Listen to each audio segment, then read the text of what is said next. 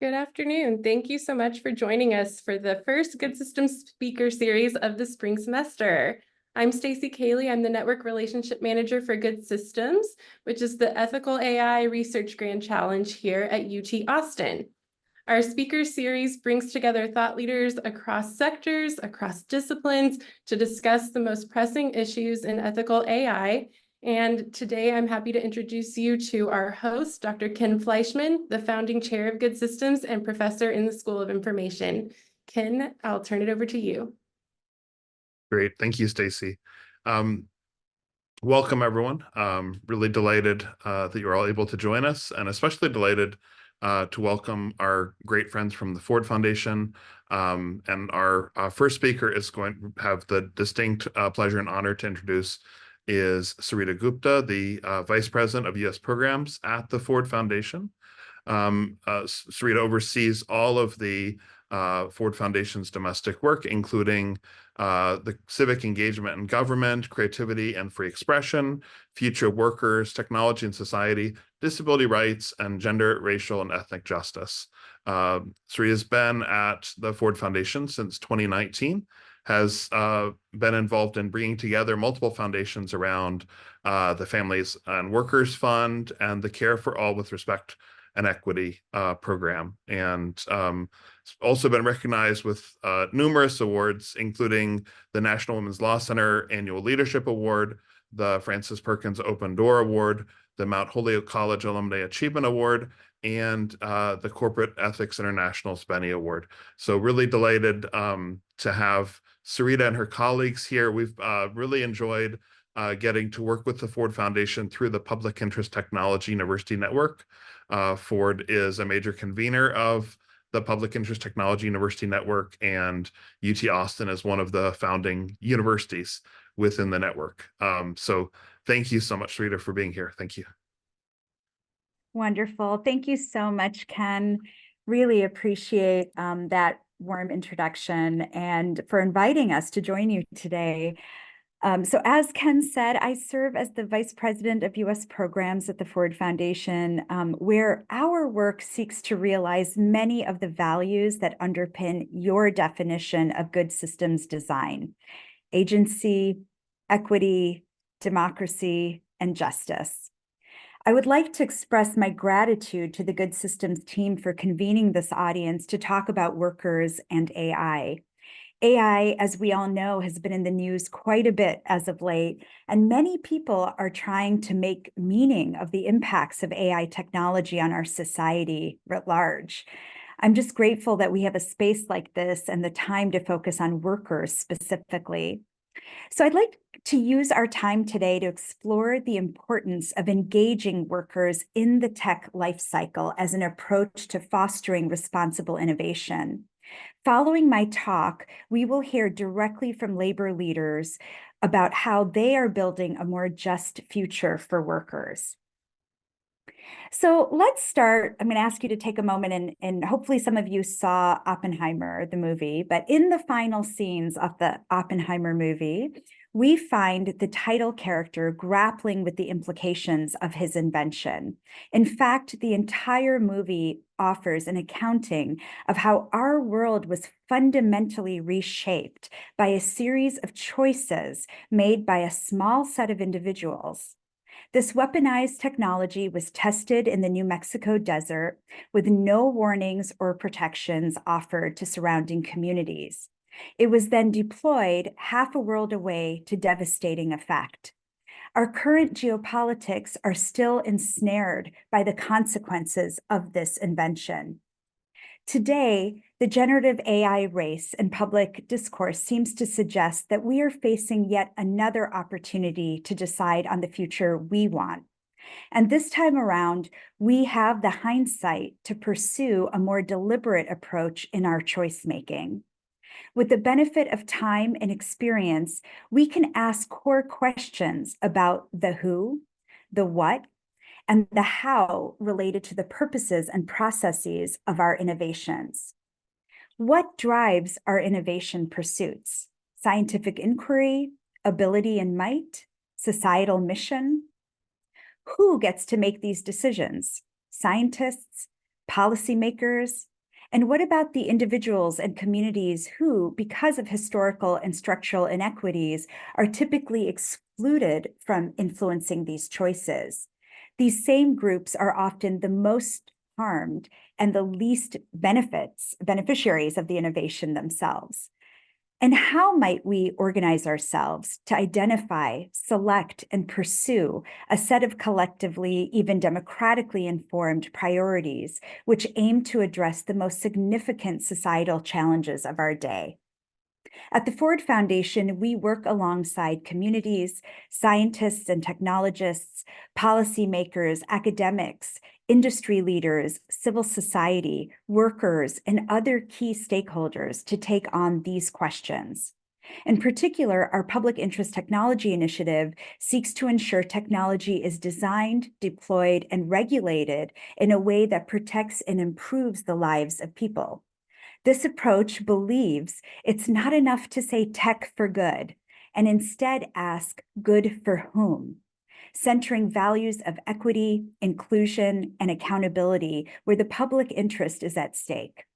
We are thrilled to have your information school's continued involvement in the Public Interest Technology University Network that Ken mentioned, and that we are really, frankly, very honored to support. This university network aims to grow a new generation of civic-minded technologists. So what does this mean for the world of work and workers, for the use of AI in the workplace? Technology's rapid advancement has presented both opportunities and challenges for workers across the globe. Through fostering new opportunities for how we connect with others, develop and share information, and create value, we've expanded how we work, where we work, and what we do to earn a living. While this was generally not the case for most frontline workers, hybrid digital work tools enabled many workers to pivot and continue working from the safety of their homes through the height of the pandemic. Additionally, digital platforms have enabled workers to access various forms of work, whether place-based, such as domestic care, ride-hailing, and delivery, or place-agnostic, such as data labeling for AI and algorithmic systems. Yet many technologies used in the workplace fail to be designed, developed, or deployed in ways that foster the well-being, protection, and rights of workers. From increased worker surveillance to algorithmic management and the shift of many jobs to the gig economy, workers across the globe are faced with technologies that decrease the quality and conditions of work. For instance, platform work has not lived up to its promise of flexibility and agency, where workers experience low wages, unreliable scheduling, and in some cases, unsafe working conditions. Even so, 2023 was truly a transformational year for workers. Across industries and sectors, we saw them rise up in a fight for their lives, for their safety, and for respect on the job. One of the most high-profile campaigns took place in the creative sector, where Hollywood writers involved in contract negotiations with studios won the ability to determine whether and how AI could be used in the writing process. They essentially fought to have a voice in how AI was deployed in the context of their work. While policymakers and technologists grapple with how to address the potential harms of AI, the tried and true method of striking and collective action made significant strides on reining in AI. In conversations with workers and labor groups across the globe, we've consistently heard their desire for more responsible innovation, which requires commitments to make ethical choices, amplifying shared benefits, and mitigating risks presented by technology. In the context of work, this entails workers having a voice throughout the tech lifecycle in the design, development, and governance of tech. When workers are at the table, we can design AI and other digital products and services and the business models underpinning them in ways that improve the quality and nature of work while pivoting from use cases that result in increased precarity and automation. You could read more about this in the Making Tech Work for Workers series we are sponsoring in the Stanford Social Innovation Review.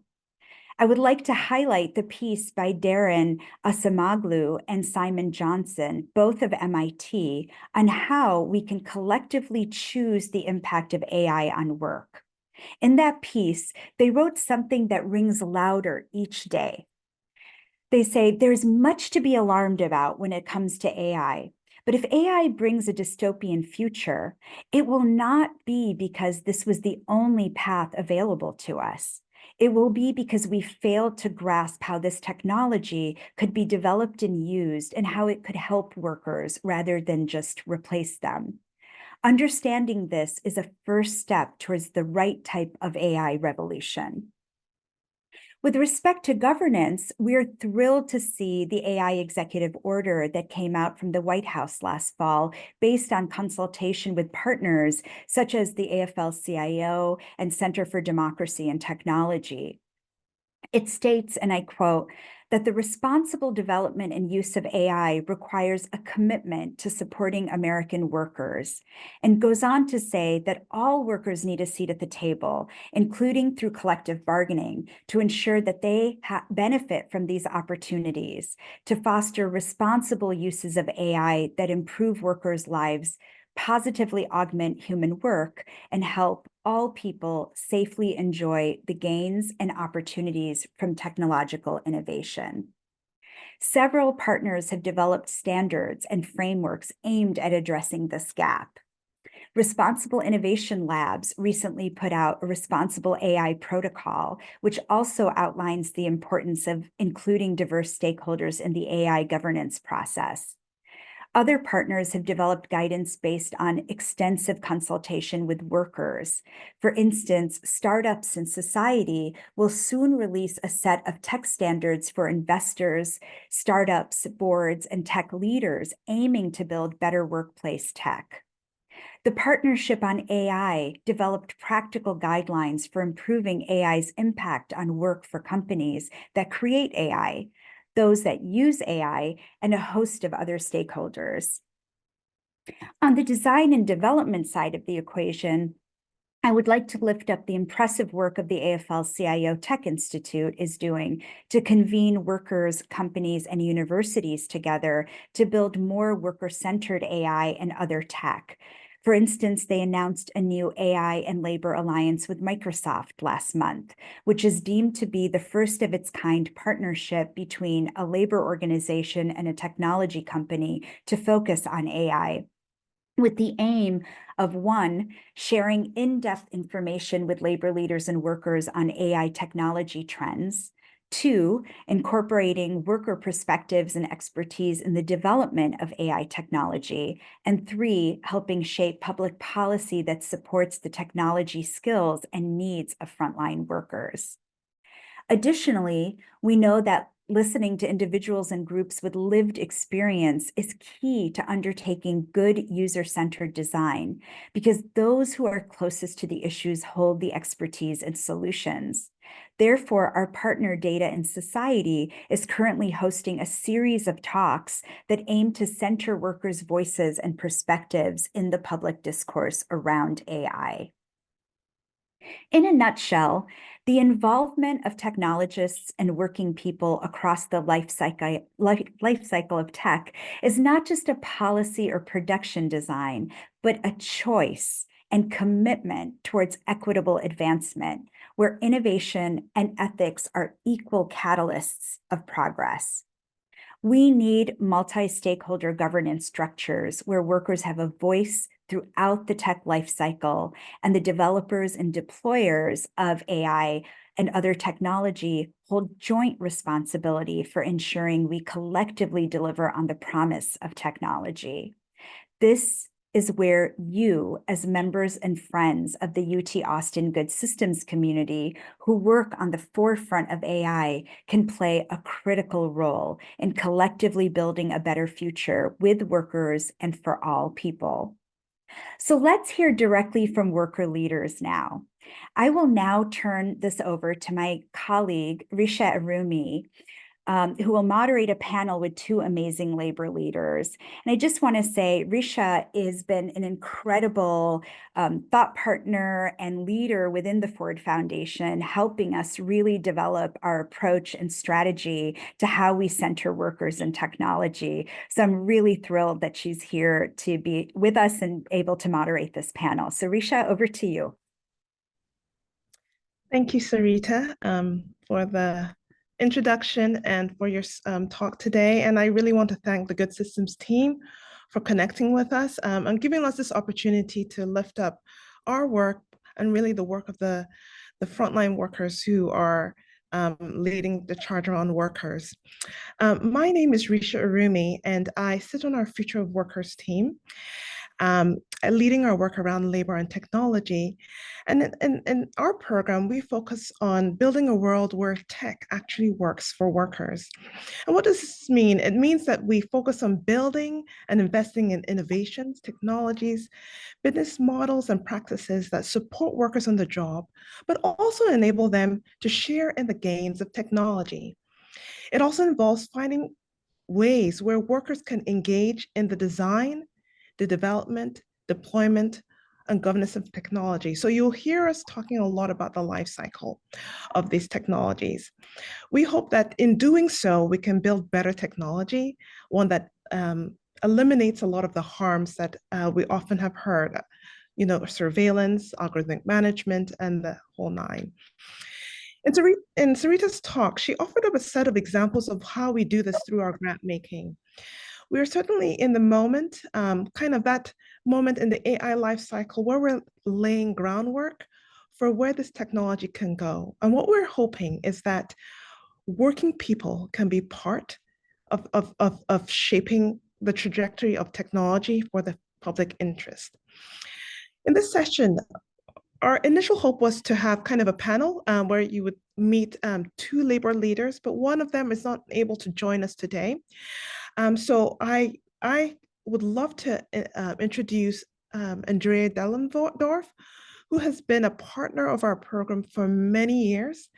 And I will just start off by kind of reading a little bit about her background. So Andrea right now serves as an independent consultant, but she is a senior advisor, a co-founder and former director of United for Respect, which is a national organization that builds the power of people working in low-wage retail jobs so they can shape the future of work and the economy.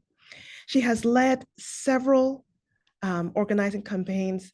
Many of them have been on the forefront of real change for workers. Examples of those would be Justice for Janitors, hotel worker organizing in Las Vegas, the Athena Coalition, and they have won major victories for people who are often in unstable and precarious low-wage service jobs. Andrea has spoken and written extensively on how workers can engage in shaping AI, automation, and technology, and how we can ensure that these workers who are often on the forefront, but also power these technologies, can share in the gains. And so what I would love to do here, we're going to pivot to more of just a kind of a conversation between Andrea and I. And I would love to just start off, and I've read your bio, but just could you tell us a little more about your journey to really engaging around sort of the impacts of technology on work and workers? Great. Thank you so much to all of you for the opportunity to come and speak, and to Sarita and Risha for framing this up. And I, really, and all of your interest in digging in on these questions. And I really do believe that this is one of the most existential, fundamental questions of our time, is how we wrestle with these issues. And all of your interest and engagement from this point of perspective, I think is exactly what needs to be happening. And so grateful to all of you. So I grew up in Seattle, came of age in the 90s. And so the sort of the lore and the reality of technology was just very, very present for me as I was coming of age. I, wrote my first papers in high school on a word processor and began my work as a labor organizer using a beeper. And I love technology. I think it's great. And I'm a big sci-fi fan. And then I started my career doing organizing with people who worked first in the casinos of Las Vegas and then with the janitors and security officers who cleaned commercial office buildings and technology campuses in Silicon Valley. And I would say that that is probably where my particular attention to questions of technology and also not just the technology itself, but really the questions of the relationship of the growing technology sector and the communities of which they were a part and the workers whose labor was critical to their functioning, yet often treated as an afterthought to the way things were operating. And so I did work in the Silicon Valley with folks who were both janitors and security officers, people who were cleaning Stanford campus at the time. And there were really two choices that I saw within the technology sector at that time. There were a set of companies who had absolutely no interest, and all that they wanted was the lowest cost subcontractor who could clean the buildings at the lowest rate possible. And then there was, however, and there always is, a different path. And in this instance, there were a set of companies that said, well, wait, we actually have the resources. This is part of our community. We can do something better. And a set of companies, and I'd say most notably perhaps Genentech, who came forward and really committed to a higher standard and worked with the janitorial companies and worked with workers who were cleaning the buildings to both set new standards and invest in English classes and other leadership development programs to really engage with this workforce. And I think for me, it really showed that there really is a pathway which is about just extraction and making as much money as possible and treating workers as an afterthought. And there is a path which is about seeing, being a part of an interconnected community and participating together in how to raise standards and do the right thing. And there are companies who continue to and have made those choices, and then those who haven't. The second wave of interest and engagement around these questions for me came from my time working in the retail sector. And so I helped to build an organization of people who worked at Walmart. And I think we don't necessarily reflexively think of Walmart as a technology company, but I think the experience of my work with them over the last 10 years, they really did evolve into, I mean, in some ways they always were, because the logistical operation was really fundamental to their success as a company. But they really shifted during this time to be more and more of a technology company, including having a big footprint in Silicon Valley. And the ways that those showed up most for workers was around the adoption of algorithmic scheduling practices. So they, which I'll say more about later in the conversation, but then it also robots being integrated into work and the integration of some gigified work into the way that they manage their workforce. But then increasingly, Amazon grew during this time. And I started to do work with people working in the warehouses at Amazon, but also really exploring both the ways in the technology was coming to the experience of work for people in a very challenging way, which again, I'll talk about more later, but also the ways in which the company isn't just Amazon is not just an employer, right? They also play a role in their technologies being used by immigration enforcement or by the government's use of the cloud. And there were impacts on small businesses, people's environments that were being where asthma rates were off the chart for people who worked in the transportation corridors, and really thinking about what might a comprehensive design of engagement that includes workers and impacted communities together to engage and built. And so that again, really furthered and widened my lens on how to think about the role of technology companies as employers and social and economic actors in our society. Thank you so much for that kind of background. I'd like to move to my next question and really focus on, there's often this narrative that the labor movement or workers are Luddites, like people who do not necessarily like technology. And I'd love to maybe kind of look at, build on your experience. If you could share a little bit about what you would see as, or frame up as a vision, like a worker-centered vision for AI, particularly given this moment. What are workers kind of asking for, around technology, and particularly as we're trying to think about where AI could go, how it's reshaping and changing jobs? What would that vision look like? Great. That's a great question. So first of all, there's a great book that came out recently, and I hope I get the name right. I think it's called Blood in the Machines, which is a reimagined or a reframing of the story of the Luddites, that actually the Luddites were not reflexively anti-technology, but rather they were finding ways to wield their power in order to redirect to whose benefit the technology was coming in. And so it's there's some good book reviews on it. If you Google Luddites, you'll find it, but it's a great article that really reframes our understanding of what Luddites are and mean.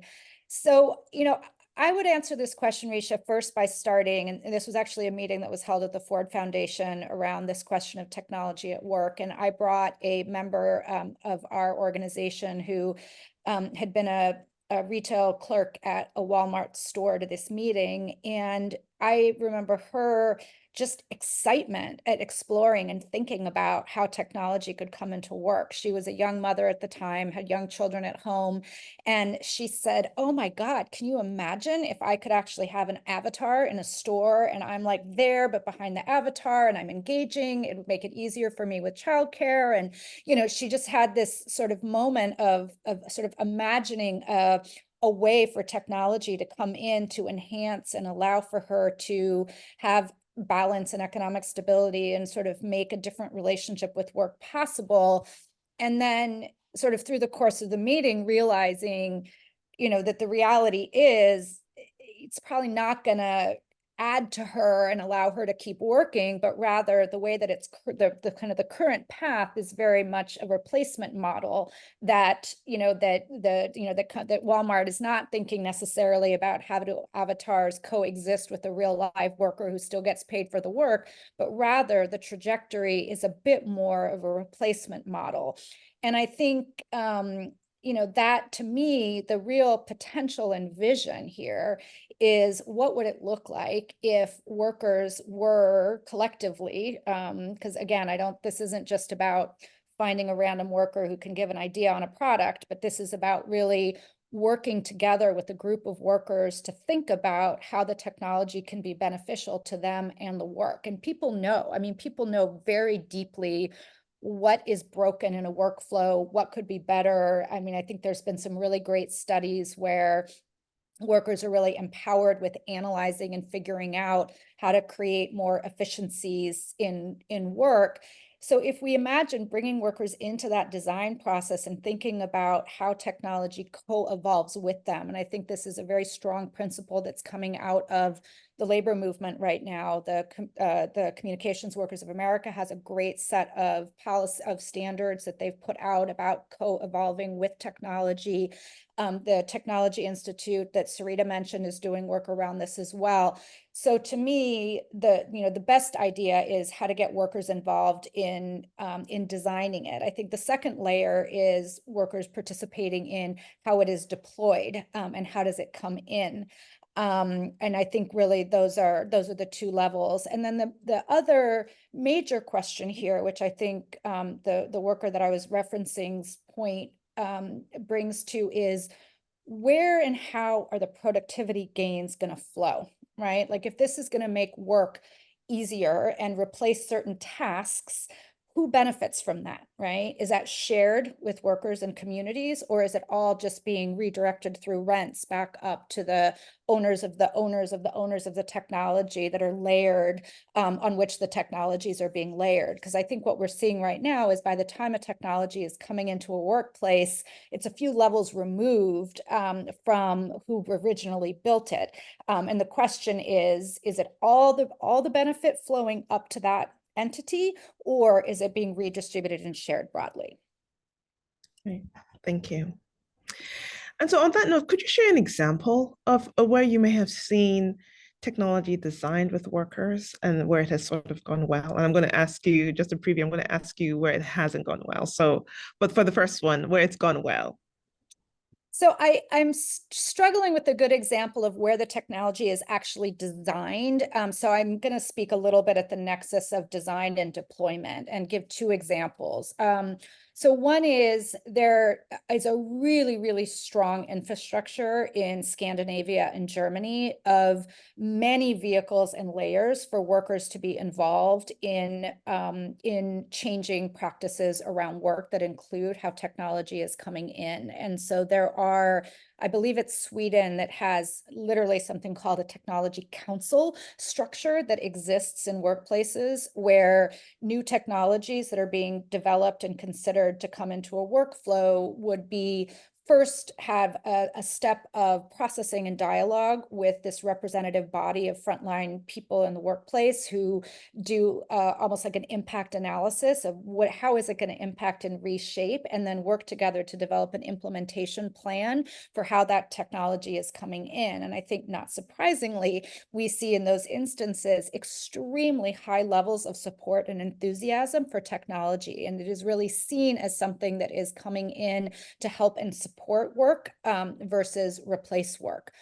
I think that the healthcare sector in the United States is one where I think we can see a lot of positive uses of technologies coming in that really benefit patients. And I think where there are unions in place who can engage and help evaluate, is this coming in to just sort of squeeze more per unit profit, or is this really coming in to both serve patients, serve health outcomes, and serve workers? I think you really see some good examples of technology being come in a more sort of mutually beneficial way where there's real engagement within a whole system that balances different needs and interests. Right, thank you. Now you've spent, a significant portion of your work organizing workers who are putting their lives on the line to win respect on the job. And so I'd love to hear an example where not listening to workers has led to harmful and in some cases unintended consequences, because I think what we often find is because a lot of these technologies are not designed or developed with workers, they're insights that are not integrated, and sometimes the harms are unintended. And so we'd love to just hear any examples where some of it is just outright harmful or just problematic in that way. Great, happy to do that. And also just want to note, Adrienne, nice to see you on here. So Risha just wanted to make sure you saw Adrienne.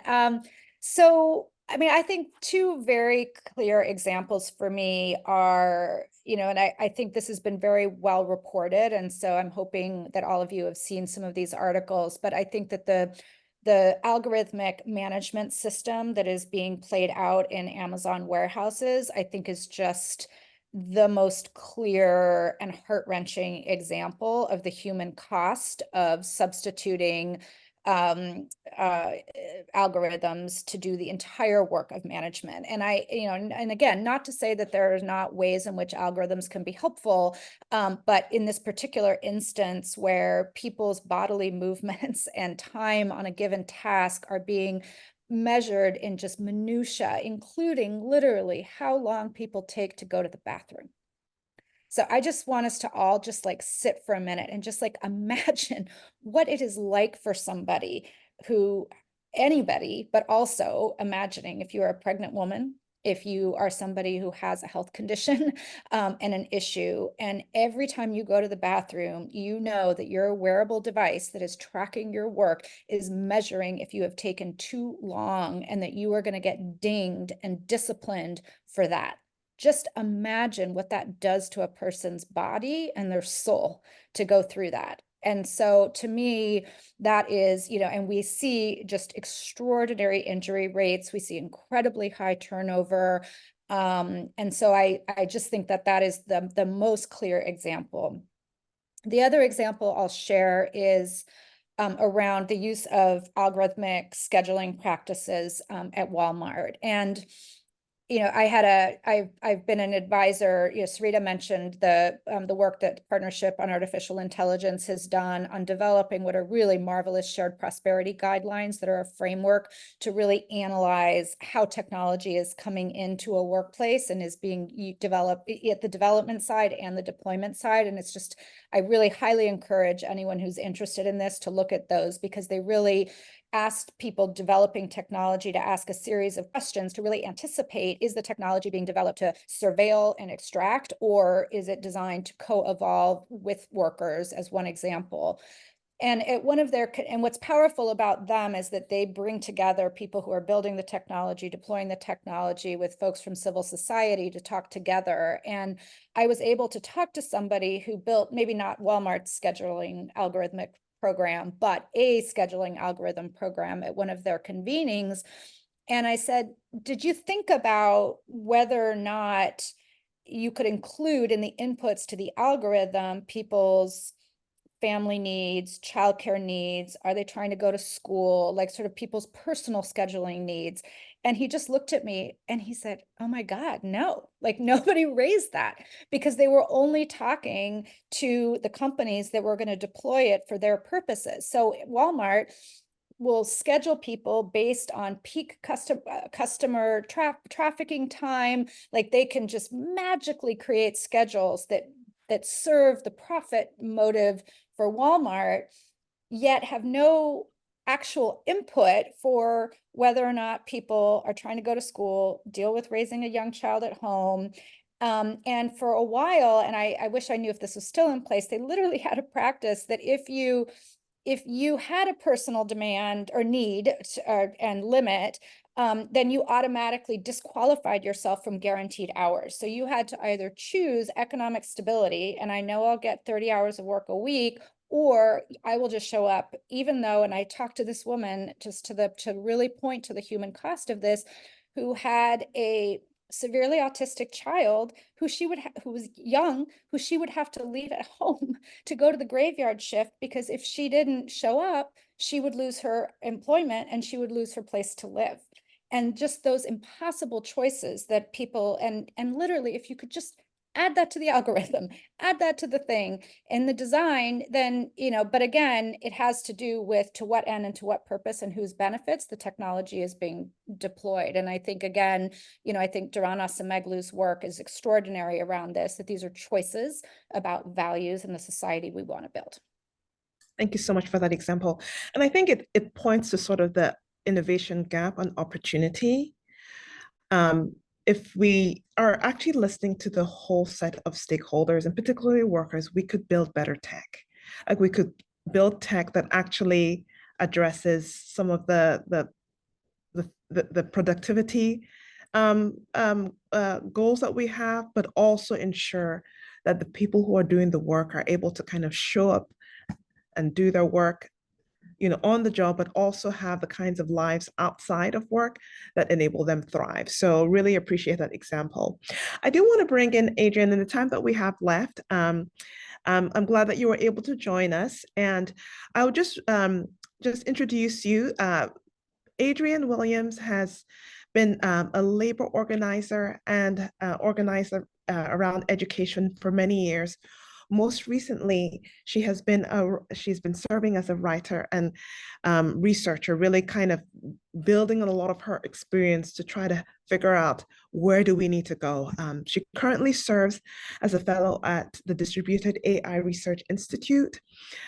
She's a fellow at the Just Tech Institute. And I'd like to bring her into this conversation just to give us a little bit, about your journey into engaging around sort of the implications of technology within the work context.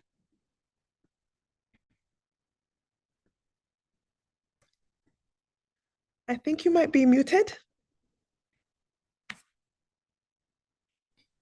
I promise everybody I know how to do things. I was late, can't turn off mute. Okay.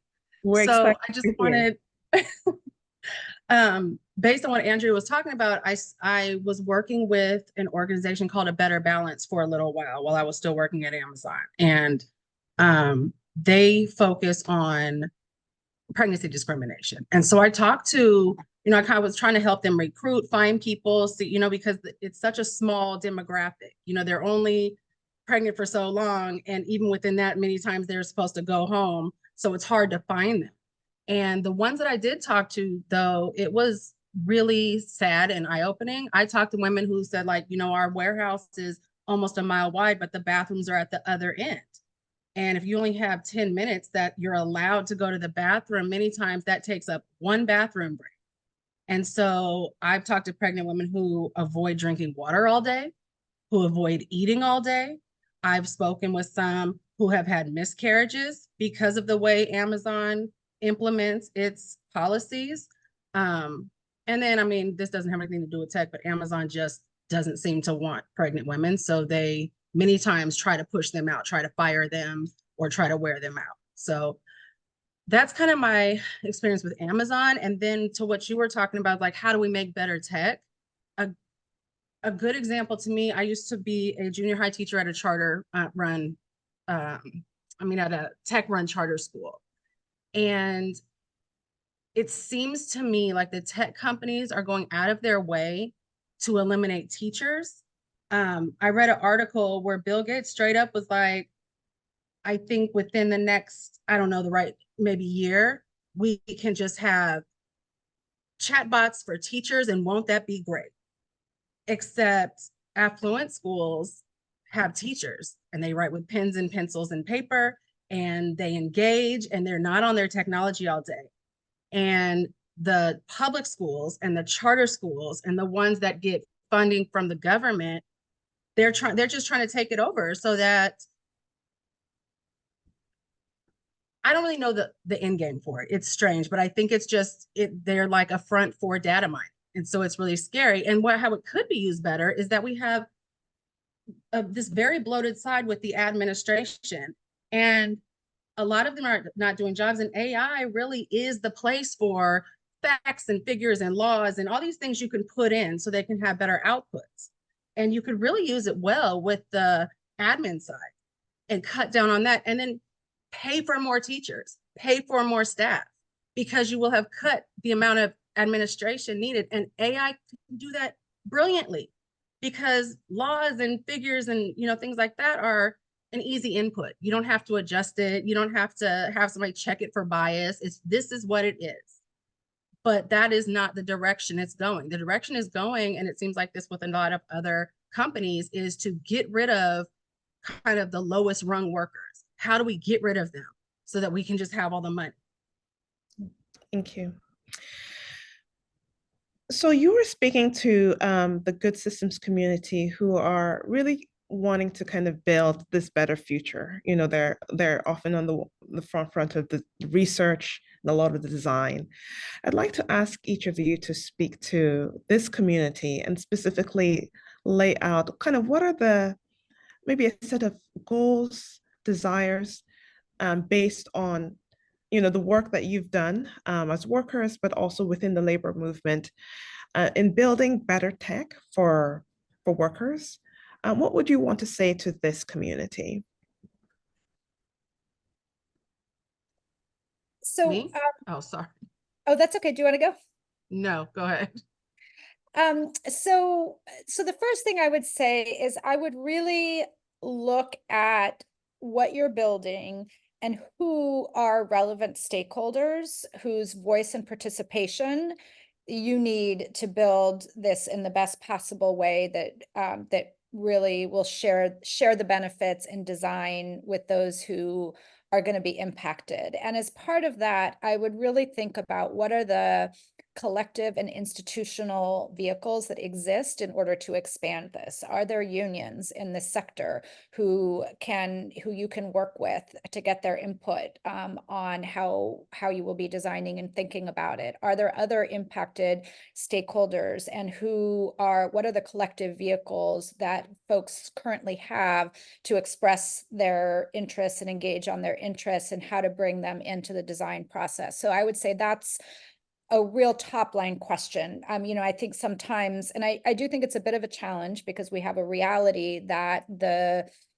formal union levels of unionization in the United States are relatively low, only 6% in the private sector. And so I would say there's, first of all, are there unions, or are there other organizations of workers, or are there advocacy groups and civil society groups that engage around these issues, who you can bring in and consult with and engage with as deeply as you can? The second thing is, and I mentioned this before, and I'll put a link in here, I really do think that the shared prosperity guidelines are a really helpful tool for folks who are developing to help ask some granular questions that might not be immediately evident, despite all the best intentions, but that can really help take you through a process to evaluate the downstream impacts of the technology that are being developed, and provide some pivot it sort of lays out some pivot points for you around, okay, well, if this looks like this is going to be designed to surveil and extract and punish people in how it's used, what's a different choice? Oh, thank you so much. What's a different choice we could make in terms of the design? And it really sort of offers those very concrete suggestions. So I think those are two things that I would think about. And then the third is, I do think one of the complexities in what's happening right now in the sector is there is a lot of innovation and excitement and really great tech for good thinking. And I think it can be complicated, because so much of the ownership of the fundamental foundational technologies on which the new ideas are being generated are owned by an increasingly consolidating and concentrated group of folks. And then I think that the nature of VC funding reinforces some of that consolidation. And so I do think thinking about, as a sector, how do you use your voice to really name and speak and offer alternatives to that current model, and really think about advocacy around, okay, well, what kind of government policies and practices and regulations might help tilt the balance so that there's more funding and resources for what you're trying to do, and less need to, to sort of funnel up and sell to a big tech company for the things that get built, to sort of, be willing to challenge the rules and the context in which the development is happening. Because I think it can be very hard, even with very good intentions, in an ecosystem that is operating in a very concentrated and unequal way. It can be hard to just build something different and be different in that ecosystem. So I think being willing to challenge and offer new ways of thinking about how the overall structure might be. Thank you. Adrienne?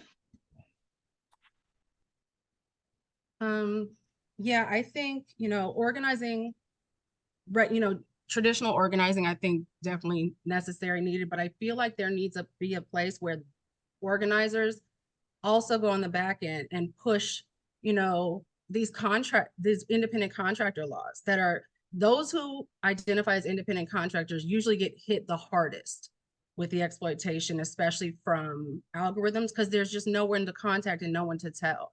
And there also needs to be a push that, if it's already a law, so for example, Amazon, by every means of the ABC law, should not be allowed to have independently run DSPs, delivery service providers.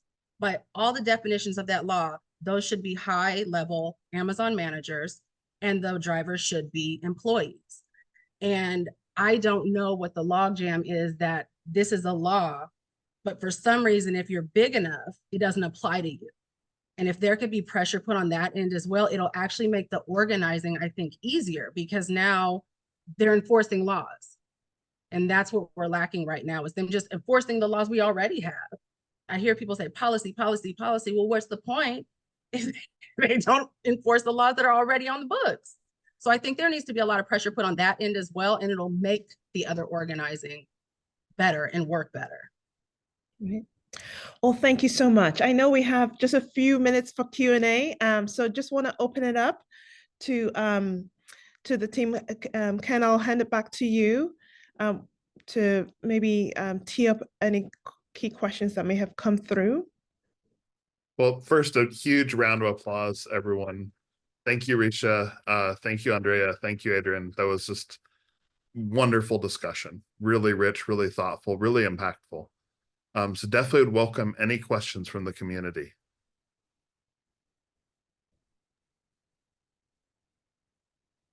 Who'd like to go first?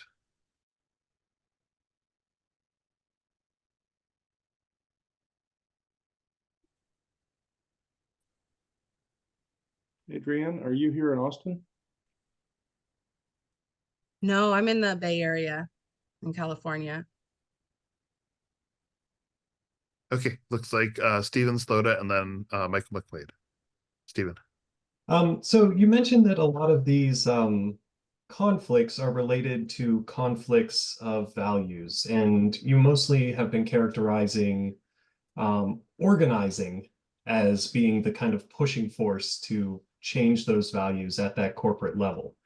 Do you see any other ways? Do you see movement in how these values are coming from corporations? Is there any pressure from any other angle? I mean, I will offer that I think it's interesting. It doesn't necessarily look and feel like the organizing that I was trained on. I was trained on as a labor organizer in a strong labor organizer tradition. But I think that the thought leadership that is emerging from people within the tech sector is really, really significant and important. I think that, there are some folks who are doing more traditional labor organizing within tech companies. I mean, I think there's really interesting work happening right now with people. There's a great group called Amazon Employees for Climate Justice that organizes people at Amazon's headquarters to find common cause with people who are engaging around Amazon's climate impact and getting into relationship with contract and low wage work within Amazon's supply chain and solidarity, which I think is a little bit more like traditional organizing, but just want to name it because I think it's very exciting. But I also think they're, the work of I call them tech defectors, who are, who have been within the industry and who are using their credibility, knowledge, and voice to launch and lead a public conversation about values and intentions around the technology. Are really, really important and exciting. So I do think that the thought leadership that is being provided, I think is very important. Thank you. This has been a really great conversation. I'm really happy to be here. Can I just chime in on that too? I just wanted to offer that in our experience at Ford doing this work, we mentioned it in some of the examples, like the multi-governance spaces that are being created are in fact spaces where, businesses, corporations are coming and they are really authentically asking some of these questions and trying to figure out, and that's not always related directly to organizing. Some of it's about how do we, to Adrienne's point, enforce existing laws, and in some cases, how do we shape new policies? But it's not even, it's both policies in the public realm, but in some cases, it's actually learning about workplace practices and norms. We did a really interesting project a couple of years ago with IDEO, where we talked to 3 different employers. And honestly, what the biggest benefit out of it was the employers getting to talk to each other about what were like what are considered good workplace policies, practices, and norms on these questions. And they were hungry to learn about examples from each other. So I just wanted to name that because it's important to recognize that, yes, there's a whole element we've lifted up around the organizing, and there are these stakeholder spaces that I think are going to be increasingly valuable if we shape them the right way to be where people can really truly share good examples and work happening. I think maybe the other thing I'll just add to that, we were just really thrilled with the executive order that came out from the White House on AI. And again, it's still a work in progress, but I think what we saw there was an aspiration, a whole society aspiration about where we could go with this. And what we'll hope is that out of that will come a set of standards, some regulation, but just basically it's a mandate to really figure out kind of what companies can and should be doing in this space. So there are a ton of different levers, whether it's the organizing, whether it's investors, whether it's the co-governance spaces. There are a range of ways that we can collectively engage around this question that really highlight what values we want collectively as a society. And so that's a lot of kind of what we at Ford are trying to kind of support, like looking at what's the infrastructure that will enable us to have a more just society, more responsible innovation. And there are a couple of spaces, government, investors, workers, companies all have a role. And then academics, you are critical in that as well. So Ken, maybe turn it back to you unless Adrienne has something else. Yeah, thank you. I think the only thing I would add is that I wish there was a way to get those, stakeholders and, the bosses and all these different groups somehow to communicate with each other, because this gap between like the very, very rich and the very poor, they're never talking to each other. So they don't really know what the actual Walmart employee feels about the conversations they're having with other bosses. Is this going to work? Is this viable? Who will this hurt? You find out after years and years, and you get this like pool of people who have been harmed, and then they figure it out. If we could get people just communicating across social, lines, I think it would be quicker and more helpful. We wouldn't waste as much time, I think. Yeah, thanks, Adrienne. Last question is from Michael in the chat. So what about the public? If Amazon is misbehaving, can't the public put pressure on them? I just read an article in the New York Times about the war on academia and found that the conservatives have developed sophisticated tools to manage public opinion and mobilize the public against academia. For example, they test the effect of different words on the public. Can progressives mobilize the public? Absolutely. And I do think that we really see that often some major shifts in decisions that corporations make are often in response to public perception. I do think different entities have different levels of sensitivity to public opinion depending on their business model. So I think there are particular businesses and employers that are particularly attuned to it. But I think we really saw, for example, Walmart shifting, raising their pay really substantially, that really tracked to some shifts in public opinion that was not just because they sort of necessarily cared what the public just thought, but rather the thinking was translating into shopping and participation. And so, and what we also saw is that before that, there were a lot of workers doing a lot of things to speak up and share their stories and truth tell about what was happening. So I think this is all part of a cycle, right? That we've got to get those articles out, tell those stories. Often, unfortunately, it's a reality that workers have to take pretty bold action sometimes to break through and get the attention, right? So I think we really see the role of strikes and direct action as really elevating the public conversation that then shifts how the public thinks, that then changes then what the calculus for employers. And so I think, per Sarita's point, I think it's important to create and take advantage of the infrastructure that exists to have dialogue, as Adrienne was saying, if people can just be talking, right? And there's a way that we can shift the public conversation also to get the attention, to get people at the table, right? So it really all flows together. Awesome. Well, thank you, Andrea. Thanks so much to all of our speakers today. Really appreciate Sarita, Risha, Andrea, and Adrienne. The really excellent points, great ideas for us to think upon for quite a period of time, and to really think about how what really matters, and how to center workers in our work, and how to potentially make a difference. We aren't, especially in good systems, thinking about how we can just sit in the ivory tower and make theories that go nowhere and do nothing, but we actually want to make a difference in the world for good. And definitely great models provided by each of our speakers today. So thank you so much, everyone. Really appreciate it.